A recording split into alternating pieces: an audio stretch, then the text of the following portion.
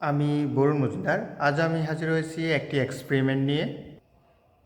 তো আমাদের এক্সপেরিমেন্টের নাম determining the transformer percentage voltage regulation for different load. আচ্ছা, তো আমাদের এখানে একটা সিঙ্গেল পেজ ট্রান্সফর্মার আছে। এই সিঙ্গেল পেজ ট্রান্সফর্মারের আমরা এর পার্সেন্টেজ ভোল্টেজ রেগুলেশন আমরা নির্ণয় করব। এর বিভিন্ন লোড ইউজ করব আমরা, ফুল লোড, হাফ লোড এবং বিভিন্ন লোডগুলো ইউজ করব। দেখে এর কোন লোডে আমাদের কি পার্সেন্টেজের ভোল্টেজ রেগুলেশন থাকে সেটা আমরা আইডেন্টিফাই করব। তো আমাদের এই সিঙ্গেল পেজ ট্রান্সফরমারের এই সেটকে আমরা প্রাইমারি ধরি। এটা 0 থেকে 110 ভোল্ট আমরা প্রাইমারিতে সাপ্লাই ভোল্টেজ দিই। আর এটা এই অংশটাকে আমরা সেকেন্ডারি হিসেবে কাউন্ট করি। এটাকে এখান থেকে 0 থেকে 220 পয়েন্টটাকে আমরা সেকেন্ডারি হিসেবে কাউন্ট করি। এবং এর এই ক্ষেত্রে সেকেন্ডারি যদি 0 থেকে 220 আমরা কাউন্ট করি, সেক্ষেত্রে রেটেড কারেন্ট হলো আমাদের 0.5 অ্যাম্পিয়ার। তো আমরা এখানে একটু আমরা ট্রান্সফরমারের ভোল্টেজ রেগুলেশনের সূত্রটা দেখি। যদি আমরা full load percentage voltage regulation বের করতে চাই, আমরা জানি নো লোড ভোল্টেজ বিয়োগ ফুল লোড ভোল্টেজ গুণ 100 বাই ফুল লোড ভোল্টেজ। তো এখানের ক্ষেত্রে আমাদের ফুল লোড বলতেছে। তো আমাদের ফুল লোড বলতে আমাদের এই ট্রান্সফরমারের যদি আমরা এটা সেকেন্ডারি সাইড ধরি, তাহলে এর ফুল লোডটা কীভাবে আমরা মেজার করব। তো আমরা এখানে আমরা জানি আমরা লোড যেহেতু আমরা জানি লোড বা পাওয়ার বের করার সূত্র হলো আমাদের পি সমান বিআই কস থিটা এসি কারেন্টের ক্ষেত্রে। তো আমাদের এখানে কস থিটা সাধারণত যদি আমরা রেজিস্টিভ লোড ইউজ করি, সাধারণত কস থিটার মান 1 থাকে। তো আমরা পি সমান বিআই কস থিটা, তো যদি কস থিটার মান আমরা 1 ধরি, সেক্ষেত্রে আমাদের আর ভোল্টেজ এবং কারেন্টটা গুণ করলেই তো আমাদের ফুল লোডটা আমরা পেয়ে যাব। তো এখানে আমাদের ভোল্টেজ 220 এবং রেটেড কারেন্ট 0.5 অ্যাম্পিয়ার, যেটা আমাদের ট্রান্সফরমারের নেম প্লেটে থাকে। তো এই ট্রান্সফরমারের ক্ষেত্রে আমরা জানি সেক্ষেত্রে তো যদি আমরা 220 আর 0.5 গুণ করে, তাহলে আমাদের 110 ওয়াট হচ্ছে আমাদের কি ফুল লোড আমাদের ভোল্টেজ রেগুলেশন। তো আমাদের ফুল লোড আমরা যেহেতু 110 জানি, তো সেক্ষেত্রে আমরা এখানে 110 রেজিস্টিভ লোড ইউজ করলাম। এটাকে প্রত্যেকটাকে আমরা 40 ওয়াট 40 ওয়াট 80 ওয়াট, আর এগুলো আমাদের 15 ওয়াট 15 ওয়াট 30 ওয়াট, তাহলে আমাদের 110 ওয়াট আমরা এখানে ফুল লোড পাচ্ছি। আর হাফ লোড ক্ষেত্রে আমাদের তারপর আমাদের 95 ওয়াট ইউজ করবো, তারপর হাফ লোড ইউজ করবো, তারপর 40 ওয়াট 15 ওয়াট ক্ষেত্রে ভোল্টেজ রেগুলেশন কী হবে সেটা আমরা মেজার করব। তো এক্ষেত্রে আমাদের প্রথমে আমরা ভেরিয়েকের মাধ্যমে আমরা 110 ভোল্ট আমরা একটু প্রাইমারি সাইডে দিই। তো আমাদের প্রাইমারি সাইডের সংযোগটা দিয়ে আমাদের ট্রান্সফরমার আমরা একটা ভেরিয়েকের মাধ্যমে 110 ভোল্টটা দেব। আর সেকেন্ডারি সাইডটাকে আমরা জানি এই ট্রান্সফরমারের একটু কানেকশনটা দেখি, আমরা সেকেন্ডারি সাইডের সাথে লোড কানেক্টেড হবে আর প্যারালে আমাদের ভোল্টমিটারটা কাউন্ট হবে। তো আমরা এখানে সেকেন্ডারি সাইডে এটাকে ভোল্টমিটারে আমরা ডিজিটাল মাল্টিমিটারকে ভোল্টমিটার হিসেবে ইউজ করি। এটাকে ভোল্টমিটারে নিলাম, এসি ভোল্টমিটার। আর আমরা সেকেন্ডারি সাইডে আমরা কি 220 করে আমরা দিই।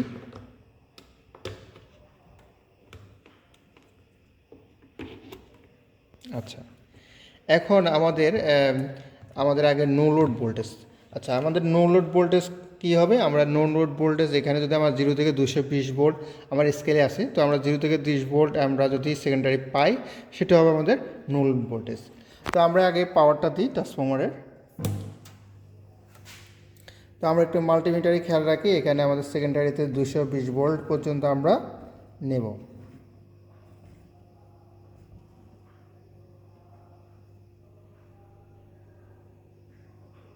আচ্ছা, তো আমরা এখানে সেকেন্ডারি ভোল্টেজ পাচ্ছি আমরা নো লোড ভোল্টেজ, যেটা 220 ভোল্ট 200 আমাদের 20 ভোল্ট। আর আমাদের ফুল লোড, আচ্ছা আমরা ফুল লোড ইউজ করি, আমরা এখানে লোডগুলো ইউজ করি রেজিস্টিভ লোডগুলো। তা আমরা প্রথমে আমরা 40 ওয়াট দিলাম, তারপর আবার 15 ওয়াট, আবার 15 ওয়াট দিলাম, আমাদের টোটাল 110 ওয়াট দিলাম। তাহলে আমরা জানি 10 ওয়াট 110 ওয়াট হলো আমাদের ফুল লোড। তো সেক্ষেত্রে ফুল লোডের ক্ষেত্রে আমাদের ভোল্টেজটা এখন একটু দেখি কত আমাদের ফুল ভোল্টেজটা। যখন আমরা ফুল লোড দিলাম তখন আমাদের ভোল্টেজটা কমে 100 আমাদের 86 ভোল্ট হচ্ছে।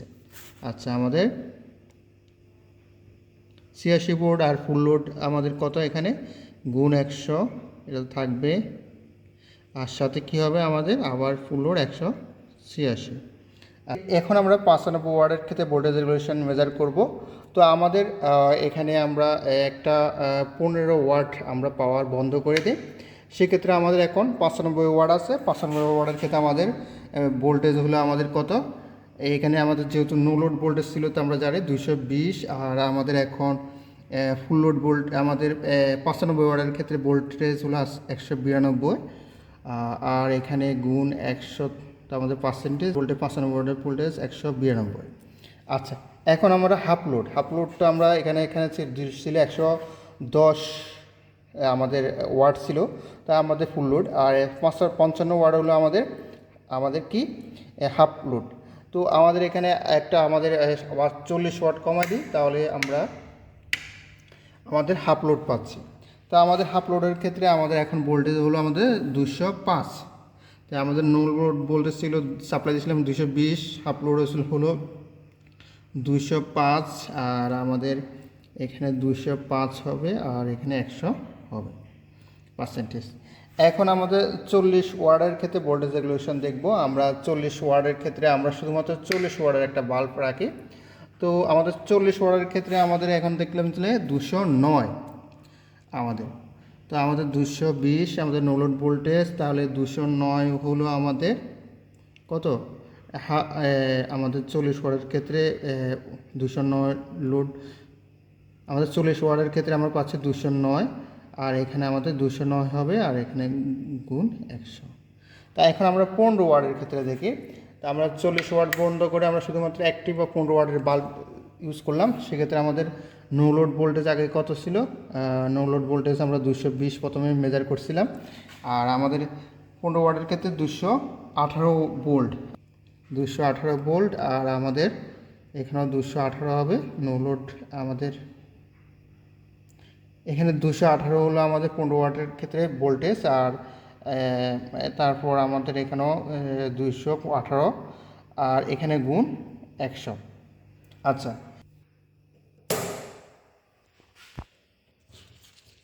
তো এই ছিল আমাদের বিভিন্ন লোডের ক্ষেত্রে পার্সেন্টেজ ভোল্টেজ রেগুলেশন কত।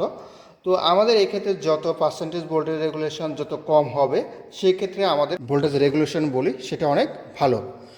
তো এখানে আমরা ক্যালকুলেশন করে দেখলাম, আমরা দেখলাম যে ফুল লোডের ক্ষেত্রে এর ভোল্টেজ রেগুলেশন, এই ট্রান্সফরমারের এর ভোল্টেজ রেগুলেশন 18.279%, যা খুবই আমাদের বেশি। তো আমরা সাধারণত যদি আমরা 5% পর্যন্ত, সর্বোচ্চ 5% পর্যন্ত হলে আমরা ওই ট্রান্সফরমারের ভোল্টেজ রেগুলেশন ভালো মনে করি। সেক্ষেত্রে এর ভোল্টেজ রেগুলেশনের দক্ষতা খুবই খারাপ, কারণ আমাদের 220 ভোল্ট দিলে, আমাদের ফুল লোড দিলে সেখানে 186 ভোল্টেজে নেমে যাচ্ছে। তো আমাদের 95 ওয়াট, যখন 95 ওয়াট ক্ষেত্রে আমরা দেখি ভোল্টেজ রেগুলেশন এর 14.58 পাচ্ছি, আর আমাদের তারপর আমাদের পাচ্ছি কি, যখন হাফ লোড দিচ্ছি তখন আমরা পাচ্ছি প্রায় 7.317, আর 40 ওয়াটের ক্ষেত্রে আমাদের এর ভোল্টেজ রেগুলেশন পাচ্ছি আমরা 5.263, যেটা মোটামুটি কাছাকাছি। হ্যাঁ, আমাদের সেখানে ফুল লোডের ক্ষেত্রে এই ট্রান্সফরমারের ক্যাপাসিটি ছিল 110 ওয়াট, আর সেখানে আমাদের 40 ওয়াটের ক্ষেত্রে আমরা মোটামুটি 5% পাচ্ছি ভোল্টেজ রেগুলেশন, আর 15 ওয়াটের ক্ষেত্রে আমাদের ভোল্টেজ রেগুলেশন 0.917, মানে আমরা 220 ভোল্ট দিলে হয়তো বা কিছুটা কমছে 218 ভোল্টেজ। তো আমরা এই ট্রান্সফরমারের আমরা ভোল্টেজ রেগুলেশন অবশ্যই আমাদের একটা ইম্পর্টেন্ট জিনিস, কারণ আমাদের যে ট্রান্সফরমারের ভোল্টেজ রেগুলেশন যত কম, সেই ট্রান্সফরমারের ভোল্টেজ রেগুলেশনের দক্ষতা তত ভালো। তো এই থেকে আমরা বুঝলাম যে আমাদের যত পরিমাণে আমাদের এর ফুল লোড ক্যাপাসিটি বেশি, যদি তার থেকে আমরা কম ওয়াট ইউজ করি, সেক্ষেত্রে আমাদের এর ভোল্টেজ রেগুলেশনের দক্ষতা আমরা ভালো পাবো। এখানে খুবই খারাপ। তো আমাদের এই ভোল্টেজ রেগুলেশনের মান আমাদের ভালো করার ক্ষেত্রে বা উন্নতি করার ক্ষেত্রে, সেজন্য আমাদের যদি আমাদের এর সাথে একটি ক্যাপাসিটিভ লোডগুলো ইউজ করে, সেক্ষেত্রে আমাদের হয়তো বা ভোল্টেজ রেগুলেশন কিছুটা উন্নতি হয়। আর আমরা জানি ইন্ডাকটিভ লোডের ক্ষেত্রে এটা আমাদের ল্যাগিং হয়, আর ক্যাপাসিটিভ লোডের ক্ষেত্রে লিডিং হয়। সেই জন্য আমাদের ক্যাপাসিটিভ লোডে আমাদের ভোল্টেজ রেগুলেশনের মান বৃদ্ধি করতে পারে। তো এই ছিল আজকে আমাদের ভোল্টেজ রেগুলেশন বের করার এক্সপেরিমেন্ট। আর আমাদের ক্লাসটি কেমন লাগলো অবশ্যই কমেন্ট বক্সে জানাবেন। আর আপনারা অবশ্যই আমাদের চ্যানেলটি সাবস্ক্রাইব করবেন, কারণ সাবস্ক্রাইব করলে আমাদের ভিডিওগুলো আপনারা খুব সহজে পাবেন। তো সবাই ভালো থাকবেন, সবাইকে ধন্যবাদ।